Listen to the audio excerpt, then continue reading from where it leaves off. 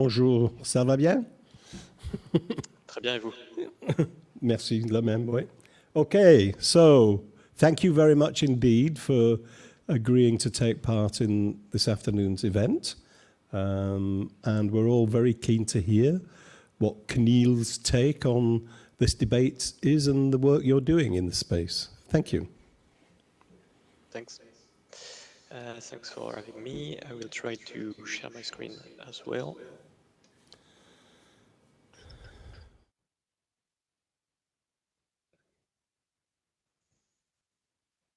Is that all right? Can you see my screen? Parfait. Okay, Oui. perfect. Okay, well, thanks for having me. I'm Martin Bieri. I'm a member of the Link, which is CNIL Innovation Lab, and I've been working on this topic of age verification for, I think, the past 2 years or so. And what I will try to do today is to make a presentation, which is, I guess, a quick overview on the French context, on the CNIL positions, and the work we have done to help and to guide actors of the ecosystem. So, I mean, let's go. So very quickly, I will we will just have a quick look at the French context. In the last 3 years, we have got a lot of discussion and a lot of legislative talk about age verification. And in 2020, a first law reinforced age verification for pornographic websites by making illegal the self-declaration. So I'm over 18 is no longer a good solution for pornographic websites. At least 2 more laws in 2023 will integrate or would integrate age verification process. So the first one is digital majority. So it's for minors for signing up on social media and securing and regulating the digital space, which will actually this second law will give new powers to ARCOM, which is the French media and content regulator. So it will have new powers like investigation and financial penalties.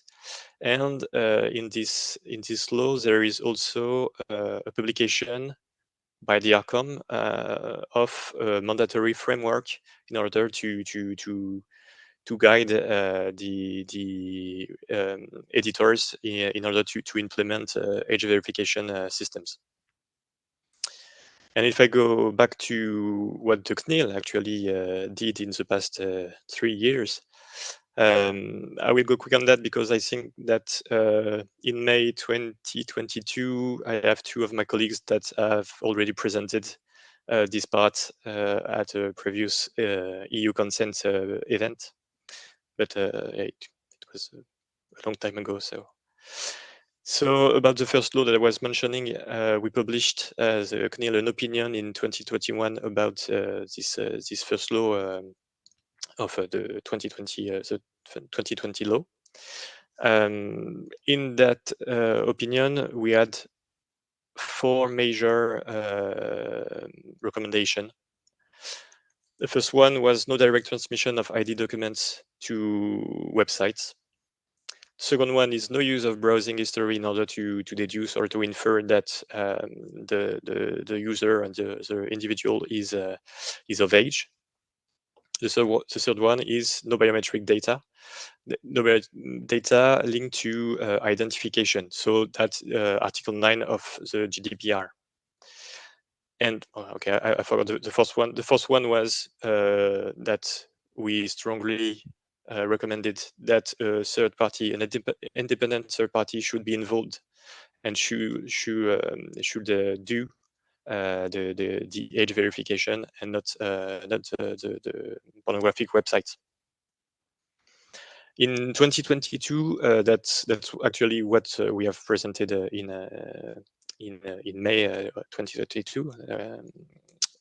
we published two things in June and July of 2022. The first is a communication on age verification, where we try to express, to be a little more explicit on what on our previous recommendation.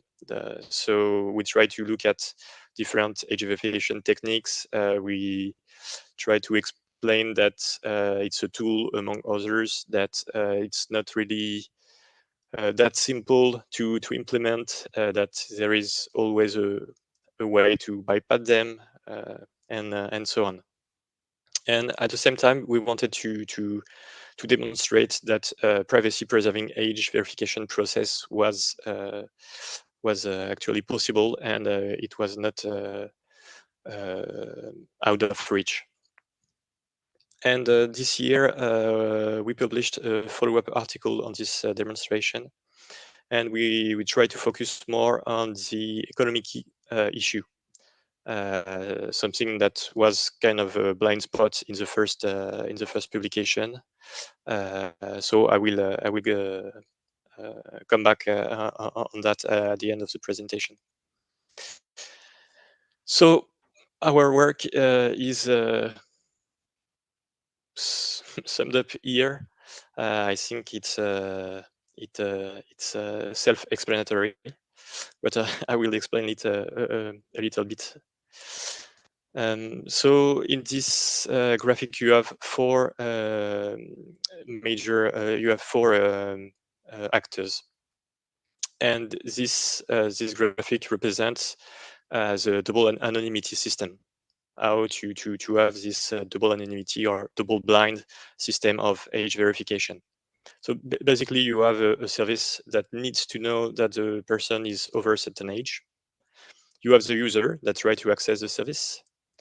You have the certified third party it's anything that already knows that the person is a certain age, or it just knows the person with a certain degree of confidence. And you have a certifying authority.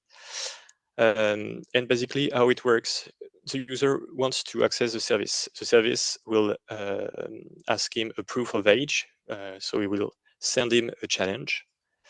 The challenge is to be signed by a certified third party. So the user will send it to the third party. The third party will have the key, the cryptographic key to sign it. He will send it back to the user. We will send it back to the service and access it. The certifying authority is here for the system to work, because we need an ecosystem with a governance, and the authority is here to deliver specification. So that means the cryptographic protocol on one hand. It will certify third party on the other hand, and it will provide the necessary cryptographic material for certified third party.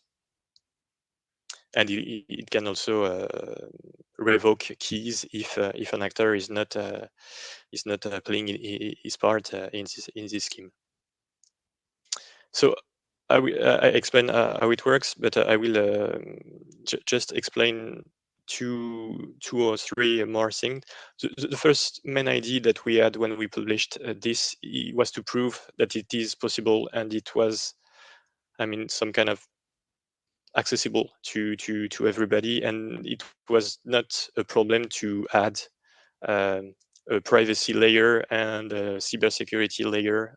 So that's really what we wanted to show to everybody, and we were not saying that it was the only way that can be done, but we wanted to stress and to underline some properties, and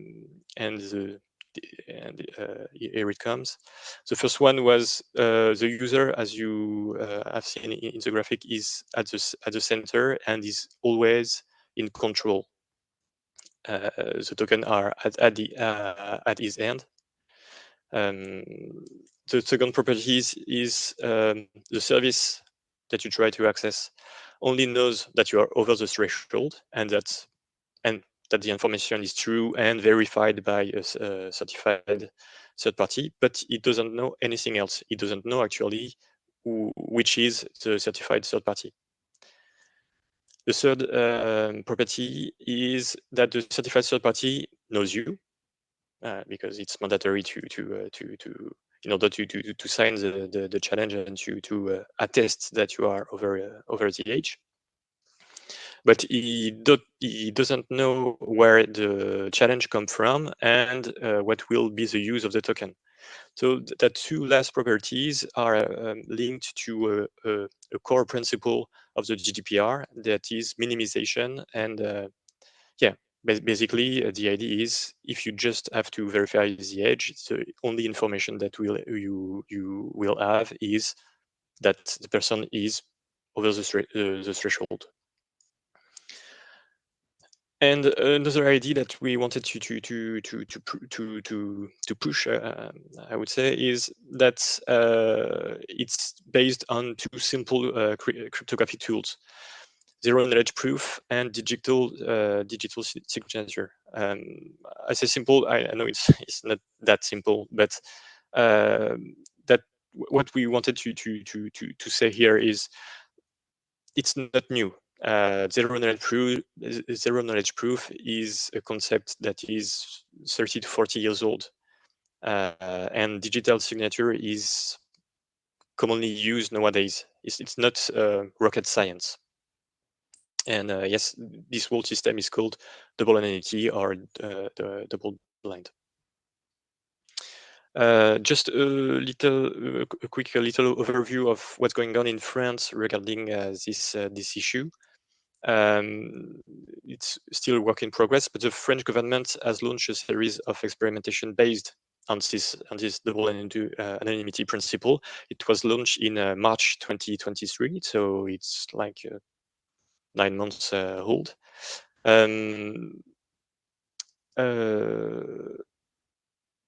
What's interesting is that there is actors and industrial of the digital world are currently conducting experimentation based on double anonymity.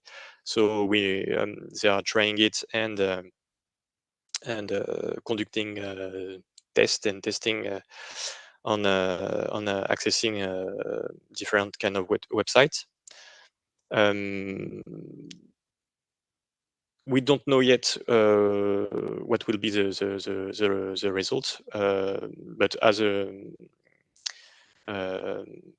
we have discussed with some of industrial in order to explain a little bit more what are the properties of double anonymity and how can it be implemented.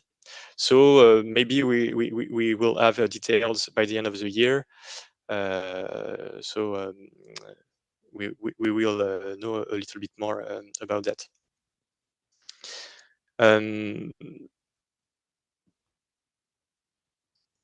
Very quickly, the idea was to say that we are kind of aligned with EU consent, that it should be an ecosystem that is relying on independent third party with interoperability, that they should have a governance system that can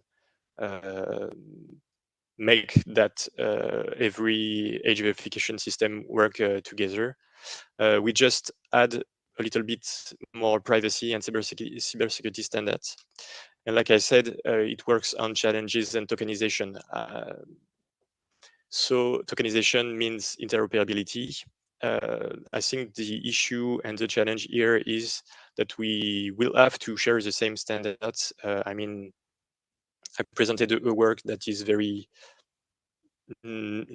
national, so it's very linked to French context, but we are we are asking the same question in the UK. I mean, everywhere in Europe.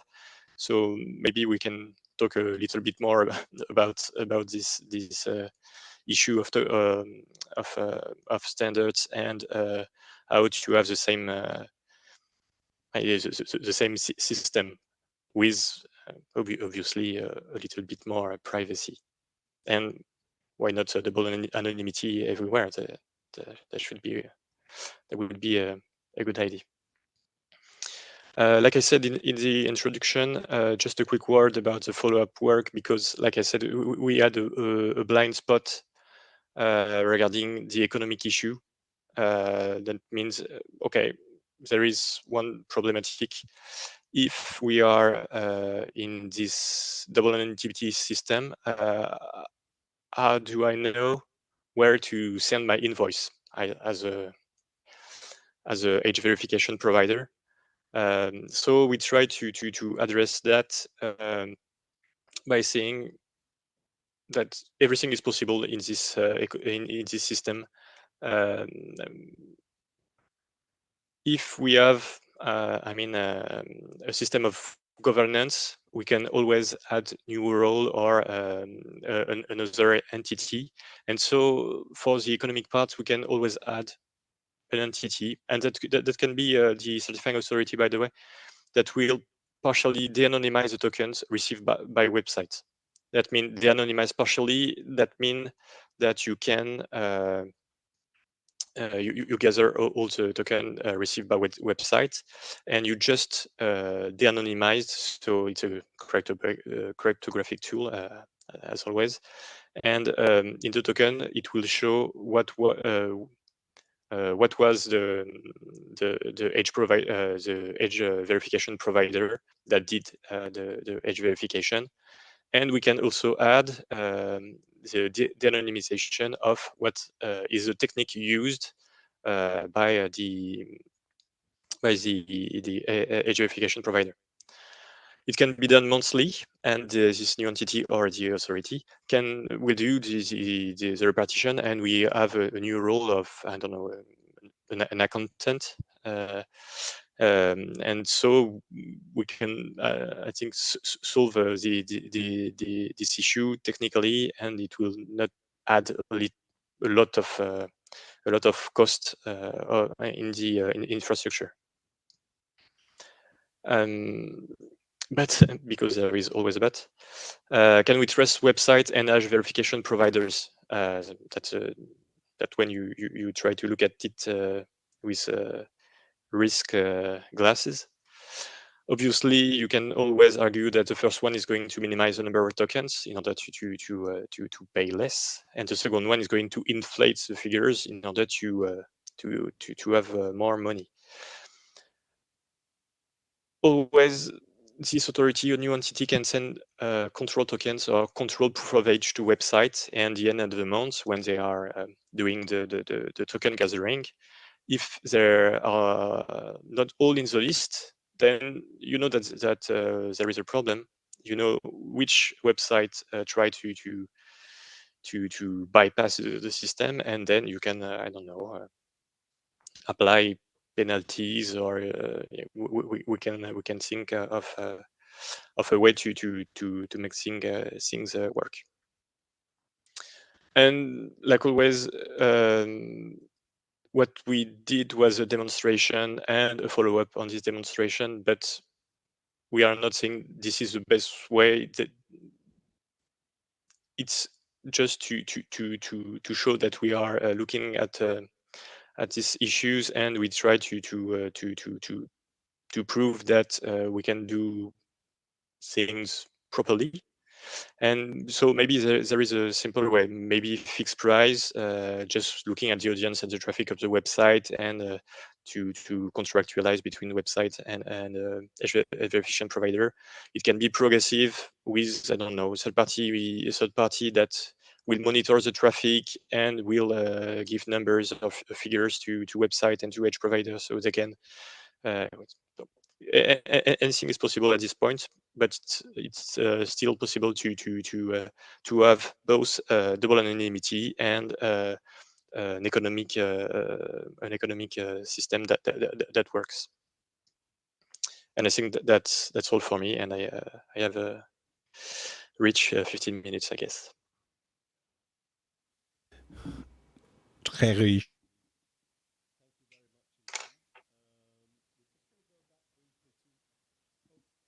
we're just going to go. Thank you very much indeed. Très riche, oui.